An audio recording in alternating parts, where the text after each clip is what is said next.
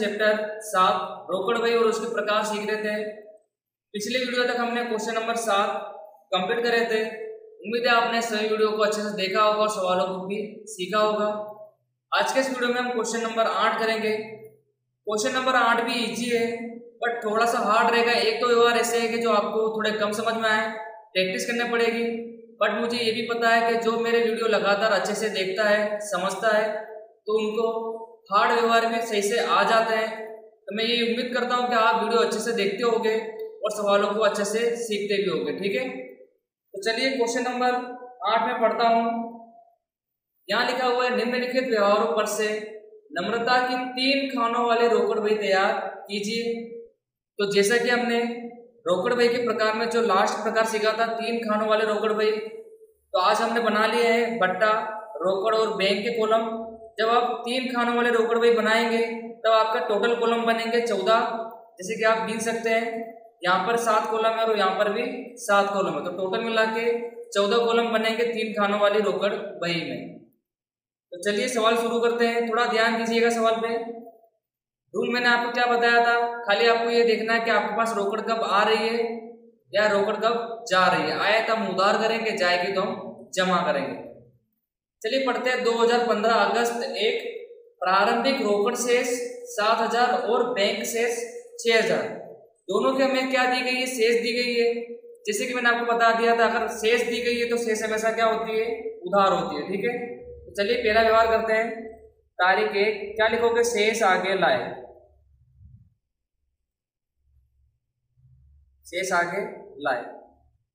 रोकड़ की शेष कितनी हमारी 7000 और बैंक की 6000। इसी का आगे बढ़ते हैं। तारीख 3 लिखा है रोकड़ खरीदी 6000 और रोकड़ बिक्री 7000। अब हम यहाँ पर खरीदी बिक्री कर रहे हैं। खरीदी करेंगे तो पैसा जाता है, बिक्री करेंगे तो पैसा आता है। सबसे पहले हमने क्या करें, रोकड़ खरीदी। तारीख 3 क्या लिखेंगे, खरीद खाते। खरीदी करेंगे तो पैसा जाएगा, खरीद खाते। रकम लिख देंगे रोकड़ में 6000। तो फिलहाल हम व्यवहार किससे कर रहे हैं, रोकड़ से कर रहे हैं, तो रोकड़ के कॉलम में लिखेंगे। दूसरा हमने इसी तारीख को क्या करा है, बिक्री भी करी है रोकड़ से। बिक्री करेंगे तो पैसा आएगा, आए तो उधार, बिक्री खाते 7000। ठीक है, इस प्रकार से ये नॉर्मल एंट्री आपको पहले से आती है। आगे बढ़ते हैं। तारीख 5 लिखा हुआ है रुपए 3000 बैंक में भरे। जमा खर्ची व्यवहार है, हमने पहले भी पढ़ लिया है। जब भी रोकड़ बही के अंदर हम रोकड़ और बैंक के कॉलम बनाएंगे और अगर ऐसा लिखा होगा कि बैंक में पैसे भरे हैं, तो कौन सा व्यवहार कहलाएगा, ये जमा खर्ची, जहां रोकड़ और बैंक दोनों के नाम आते हैं। जब आप पैसे भरोगे बैंक के अंदर तो बैंक आपके पैसे लेने वाली बनेगी। बैंक खाते उधार, रोकड़ खाते जमा। बैंक खाते के उधार पक्ष में आप नाम किसका लिखोगे, रोकड़ खाते का। तो चलिए एंट्री करते हैं। तारीख 5 क्या लिखोगे, रोकड़ खाते। अब ये व्यवहार मैंने आपको पहले भी सिखा दिया रोज नामचा करके भी, तो उम्मीद है आपने पिछले वीडियो देखे होंगे। तो रोकड़ खाते लिखा तो रकम किसके अंदर लिखनी रहेगी, बैंक में 3000। अब इसी तारीख को एक और व्यवहार होगा। तारीख 5 जमा पक्ष में आपके पास से पैसा जाएगा, जाएगा तो जमा करेंगे, नाम क्या लिखेंगे, बैंक खाते, बैंक खाते, और रकम किसके अंदर लिख दोगे, रोकड़ में। ठीक है, चलिए ये तो हमने सीख लिया था। और जैसे कि आपको पता है कि खाता बही पुरुष नंबर में आपको क्या लिखना है, ज ख यानी जमा खर्ची व्यवहार। ठीक है, ज और ख, जमा खर्ची। चलिए आगे बढ़ते हैं। तारीख 6 लिखा हुआ धंधा में अधिक रकम की जरूरत होने से प्रभु के पास से 8% ब्याज दर से 5000 की लोन ली। अगर लोन लेंगे तो क्या लगता है, पैसा आएगा कि जाएगा, तो धंधे में पैसा आएगा। आए तो हम क्या करेंगे, उधार करेंगे। और जैसे कि आपको पता है, आपको कारण लिखना है, तो किस कारण से पैसा आया, प्रभु से हमने क्या लिए, लोन। तो प्रभु की लोन खाते। ठीक है, आपको इस प्रकार लिखना है, प्रभु की लोन खाते। रोकड़ आया आपके पास 5000, तो 5000 इसमें लिख दोगे आप रोकड़ के कॉलम में। इजी एंट्री थी, ये तो हमने पहले भी सीख लिया है। चलिए आगे बढ़ते हैं। तारीख 8 लिखा हुआ है रुपए 3000 का माल 10% रोकड़ बट्टा से मानसी को बेचा। बेचा है तो पैसा आएगा, उधार पक्ष में लिखना पड़ेगा। मानसी ने जरूरी रकम का चेक दिया जो बैंक में भरा, तो रोजनामचा क्या बनता है, बैंक खाते उधार बिक्री खाते से, तो उधार पक्ष में लिखेंगे तारीख 8 बिक्री खाते, जैसे कि आपको पता है।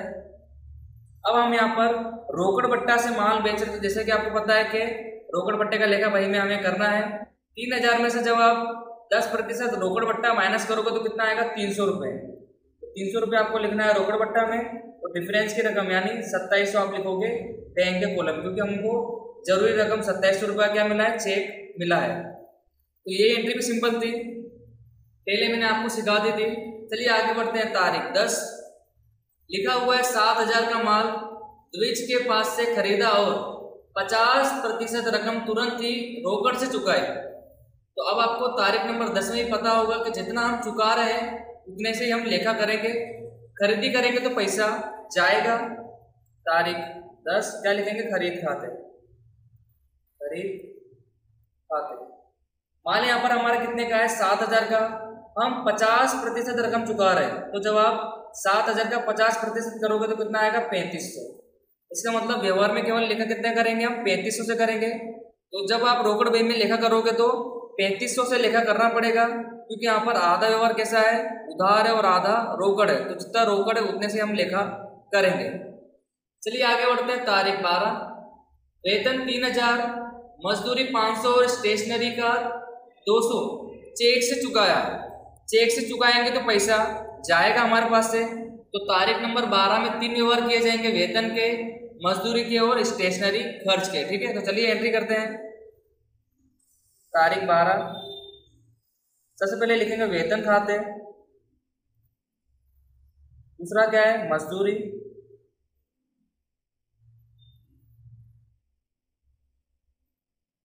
और लास्ट में स्टेशनरी खर्च खाते। ठीक है, इस प्रकार से आपको लिखना है 3000, 500 और 200। चलिए ये तो आपको आता ही है, अगर खर्च चुकाएंगे तो पैसा जाता है।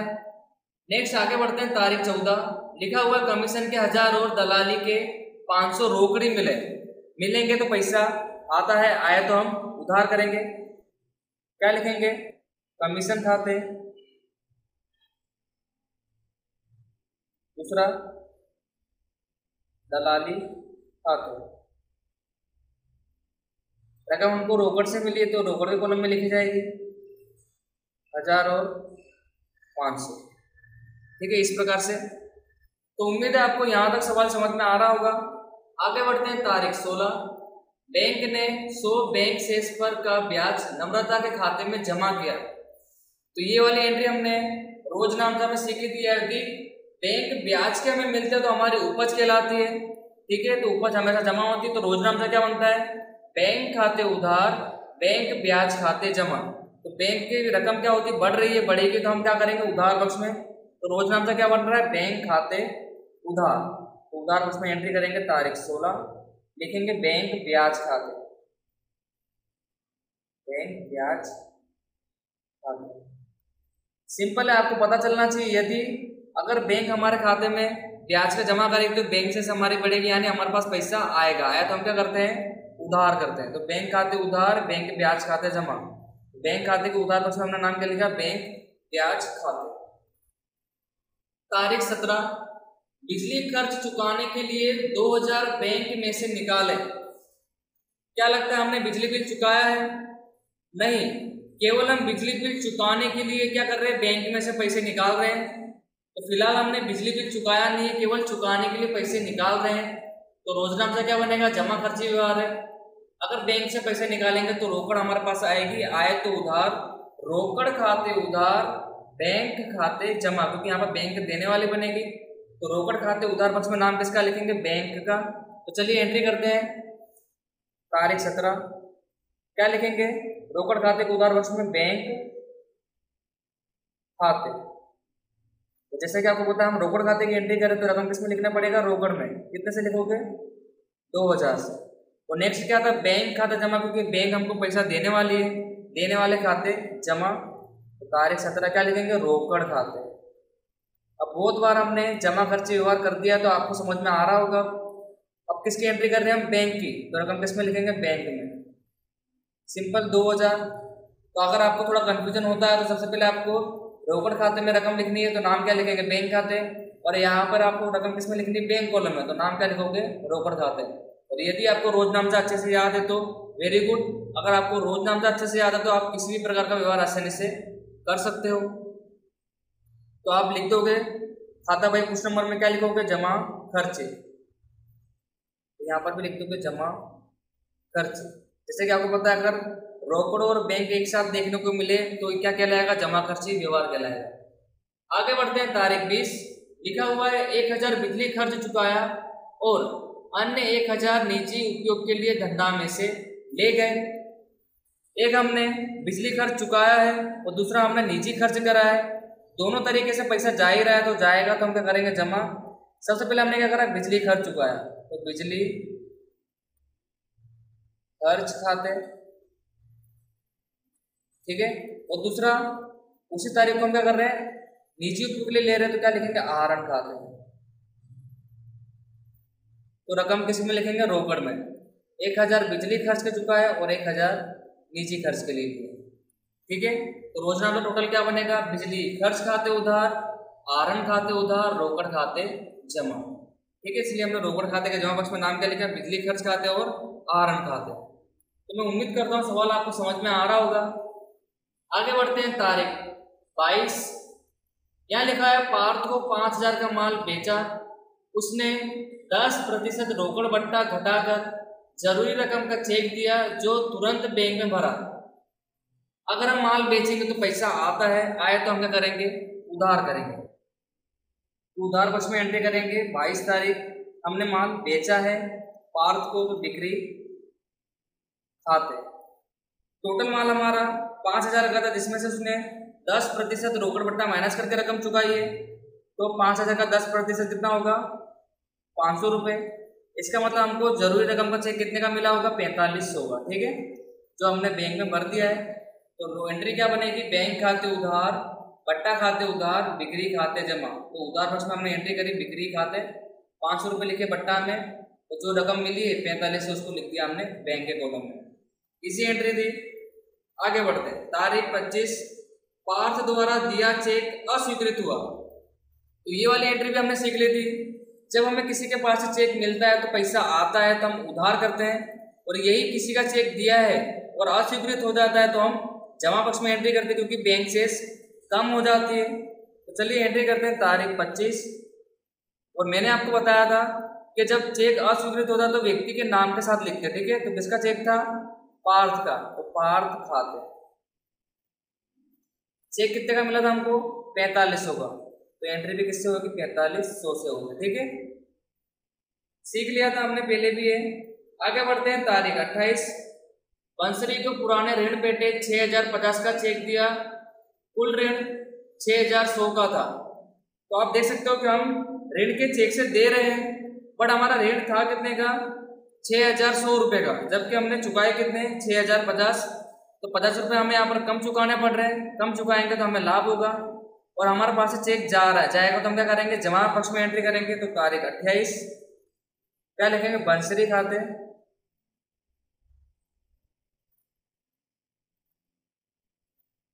टोटल ऋण कितने का था? 6100 का।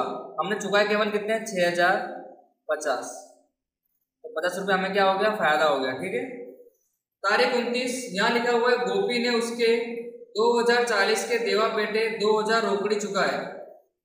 किसने चुकाए? गोपी ने। अगर गोपी चुकाएगा तो हमारे पास पैसा आएगा, इसका मतलब हम गोपी से पैसे मांगते थे, उसने रकम चुका दिए। अब चुका कितने रहा? केवल वो 2000, जबकि हमारा कितना लेना बनता था उससे? 2040। तो 40 रुपये कम चुका रहा है तो हमने उसको डिस्काउंट दिया होगा। तो तारीख 29 पैसा आएगा, क्या लिखेंगे? गोपी खाते। रकम लिखेंगे 40 रुपया बट्टा में और 2000 रोकड़ में, ठीक है, क्योंकि उसने क्या चुकाया है? रोकड़ी चुकाया है। तो एक तरफ हमने बंसरी को चुकाया और एक तरफ हमें गोपी के पास से मिले। चुकाएंगे तो पैसा जाएगा, जमा करेंगे, मिलेगा तो पैसा आएगा, उधार करेंगे। अब तारीख नंबर 31 का व्यवहार लास्ट व्यवहार है। 90% स्टूडेंट यहीं पर गलती करते हैं, पूरा सवाल तो उनका हो जाता है बट यहाँ पर आकर वो अटक जाते हैं कि व्यवहार में करना क्या है। लिखा हुआ कि 5,000 हाथ पर रखकर बाकी की रकम बैंक में भरे। तो हाथ पर रखने का ये मतलब है कि यहाँ पर जो हम शेष निकालते हैं ना, उसी को हम क्या बोलते हैं, हाथ पर रखना, जिसे हम अगले महीने ले जाते हैं धंधा चलाने के लिए, तो उसे ही हम क्या बोलते हैं, हाथ पर रखना। पर सबसे पहले हमको ये देखना पड़ेगा कि हमारे पास इतनी शेष बच रही है कि जो हम हाथ पर भी रखे और बैंक में भी पैसा भर दें। तो सवाल हमारा पूरा हो चुका है, तो आपको हाथ पर शेष निकालने के लिए सवाल का टोटल करना रहेगा। तो सबसे पहले हम बट्टे का टोटल कर देते हैं।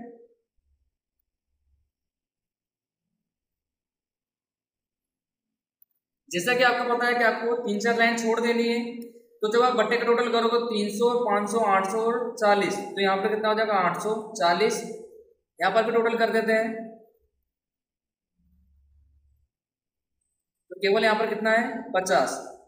सबसे पहले हम टोटल करेंगे रोकड़ का, क्योंकि यहाँ पर हमको क्या निकालनी है, हाथ पर शेष निकालनी है कि हमने हमारे हाथ पर कितना रखा है, और यदि रकम बचेगी तो उसको हम बैंक में भर देंगे। तो जब आप टोटल करोगे तो उधार बस का टोटल ही ज़्यादा आ रहा है, यहाँ पर आ रहा है 24,500। ये टोटल को आप इस तरफ भी लिखोगे 24,500, क्योंकि जो टोटल ज़्यादा होता है हम दोनों तरफ लिखते हैं। तो जब आप माइनस करोगे जमा बख्शी सब रकम को, तब आपके पास एक रकम बचेगी 10,000, ठीक है, क्योंकि जब टोटल करोगे तो 14,500 आ रहा है। टोटल कितना है हमारे पास 24,500, तो 24,500 में से जब आप 14,500 माइनस करोगे तब आपके पास 10,000 रुपये बच रहे हैं, जिसमें से हमें 5,000 अपने हाथ पे रखने। हाथ पे रखने का अभी मतलब बताया मैंने। तो कौन सा महीना है, अगस्त का, तो तारीख क्या बनेगी 31, शेष आगे ले गए। तो जब भी आपके सवाल में पॉइंट आएगा कि आपको हाथ पर शेष रखनी है, तो सबसे पहले आपको टोटल करके देखना है कि आपके पास हाथ पे शेष रखने के लिए रकम बची है कि नहीं। तो हमारे पास टोटल रकम कितनी बची, 10,000, जिसमें से हमने हाथ पर कितने रखे, यानी शेष आगे ले गए में कितने रखे, 5,000। तो जब आप 10,000 में से 5,000 शेष आगे लेकर रखोगे तो बैंक में कितने भरे होंगे आपने, 5,000 डिफरेंस की रकम भरी होगी ना, ठीक है। तो टोटल रकम हमारे पास बची थी 10,000, जिसमें से हम अगले महीने कितनी शेष लेके जा रहे हैं, हाथ पर 5,000, और बाकी के 5,000 हम अब बैंक में भर देंगे। बैंक में भरेंगे तो व्यवहार क्या बनेगा, बैंक खाते उधार रोकड़ खाते जमा। तो बैंक खाते के उधार पक्ष में तारीख 31 क्या लिखोगे, रोकड़ खाते, रकम किसके अंदर लिख दोगे, बैंक में, ठीक है, क्योंकि हम बाकी का पैसा क्या कर रहे हैं, बैंक में भर रहे हैं। और रोकड़ खाते के जमा पक्ष में नाम क्या लिखेंगे, बैंक खाते। रकम आपको किसमें लिखनी है, रोकड़ में, 5,000, ठीक है, इस प्रकार से। तो उम्मीद है आपको व्यवहार समझ में आया होगा। जब भी सवाल में ऐसा लिखा हो कि हाथ पर हमको शेष रखकर बाकी रकम बैंक में भरनी है, तो सबसे पहले आपको रोकड़ खाते का टोटल करना है। आपको ये चेक करना है कि आपके पास हाथ पर रखने के लिए शेष बची है कि नहीं। तो यहाँ पर जब हमने टोटल करा तो हमारे पास शेष कितनी बची थी, 10,000, जिसमें से हमने हाथ पर यानी शेष आगे लेके कितना रखा, 5,000, बाकी की रकम यानी 5,000 हमने बैंक में भरी। तो उम्मीद है व्यवहार आपको समझ में आया होगा तारीख 31 का। यदि आप दिमाग पर ज़्यादा लोड लोगे तो आपको समझ में नहीं आएगा। आपको एकदम कॉन्फिडेंस के साथ सवाल को करना है, तो आसानी से सवाल आपको समझ में आएगा। तो अब हमारे यहाँ पर रोकड़ खाते का टोटल तो हो गया, अब हम बैंक खाते का टोटल भी करते हैं जिससे हमारा सवाल पूरा हो जाए। तो यहाँ पर बैंक खाते का उधार पक्ष का टोटल ही ज़्यादा आ रहा है 21,300, जिसे आपको दोनों तरफ लिखना है 21,300। अब आपको 21,300 में से जमा पक्ष के बाकी को माइनस करना है। तो जब आप माइनस करोगे तो यहाँ पर आएगा 5,050। इस प्रकार से हमारे पास रोकड़ खाते की और बैंक खाते की शेष हमें मिल गई है। हमारे पास टोटल शेष कितनी बची थी, रोकड़ खाते की 10,000, जिसमें से हमने 5,000 बैंक में भरे, तो शेष कितनी बनी 5,000, और बैंक खाते की शेष कितनी आई 5,050। तो इस प्रकार सवाल हमारा पूरा हो गया है। उम्मीद है आपको सवाल समझ में आया होगा। केवल आपको इस वाले व्यवहार को अच्छे से समझना है। और ये वाला व्यवहार हमारा क्या बनेगा, जमा खर्ची, क्योंकि हमने बैंक में पैसा भरा है तो जमा खर्ची आप लिख दोगे यहाँ पर, ठीक है, जमा खर्चे। तो इस प्रकार हमने ये सवाल भी पूरा करा। उम्मीद है आपका सवाल समझ में आया होगा। केवल आपको तारीख नंबर 31 का व्यवहार अच्छे से समझना है, बाकी सवाल में सब कुछ ईजी था। तो आज की वीडियो में अब हम इतना रखेंगे, मिलेंगे आपसे फिर से नेक्स्ट वीडियो में नेक्स्ट क्वेश्चन के साथ।